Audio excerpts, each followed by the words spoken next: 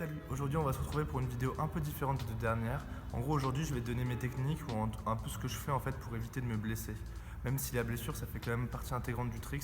En gros le risque zéro n'existe pas, après on peut toujours minimiser les risques et c'est de ça qu'on va parler dans cette vidéo. La première chose à laquelle je fais attention, c'est le sommeil.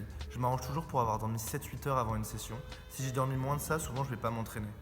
Faire attention à ton sommeil avant la session, ça va te permettre d'être au maximum de tes capacités physiques et mentales et donc de minimiser les risques de blessure. La deuxième chose à laquelle je vais faire vraiment attention, c'est d'avoir mangé entre 2h et 2h30 avant la session, histoire d'avoir le temps de digérer avant d'aller m'entraîner, afin d'éviter d'être en phase de digestion pendant l'entraînement. Parce que la phase de digestion, elle prend beaucoup d'énergie au corps et du coup, si on a moins d'énergie, on est donc un peu dans le gaz et moins concentré et du coup on a plus de chances de faire des erreurs et de se blesser.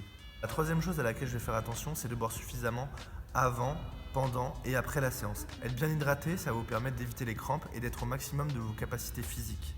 Et qui dit être au maximum de ses capacités physiques veut dire réduire le risque de blessure. La quatrième chose à laquelle je vais faire attention, c'est l'échauffement. Je vais bien prendre le temps de m'échauffer pendant 20-25 minutes avant la session. Alors je vais commencer par un articulaire où on va faire les poignets, la tête, etc. Tout le corps, toutes les articulations. Et ensuite, après ça, je vais faire des battements dynamiques, des étirements dynamiques. Donc là, je vais faire des montées de jambes, etc. En prenant bien le temps d'y aller progressivement et de ne pas tirer tout de suite sur le muscle tant qu'il n'est pas chaud. Après avoir fini mes étirements dynamiques, je vais prendre le temps de répéter mes bases jusqu'à sentir que mon corps est chaud et prêt à attaquer la session. Toujours en restant dans cette optique que d'avoir son corps au maximum de ses capacités, c'est minimiser les risques de blessure. La cinquième chose à laquelle je fais attention, c'est de ne pas passer quand on n'est pas concentré. C'est-à-dire que quand je vais exécuter un move, je me concentre totalement sur ce que je vais faire avant de passer.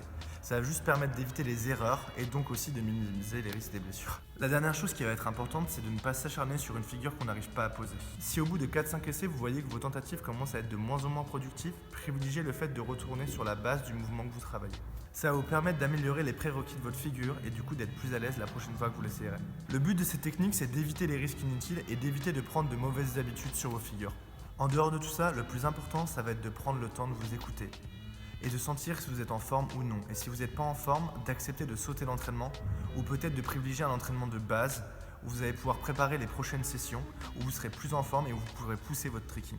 J'espère que cette vidéo un peu différente de d'habitude vous aura plu et surtout qu'elle vous aura aidé. N'hésitez pas à me dire dans les commentaires si ce genre de vidéo vous plaît, j'en ferai d'autres. N'hésite pas à liker et à partager la vidéo pour que le plus grand nombre de personnes puissent profiter de ces tutoriels.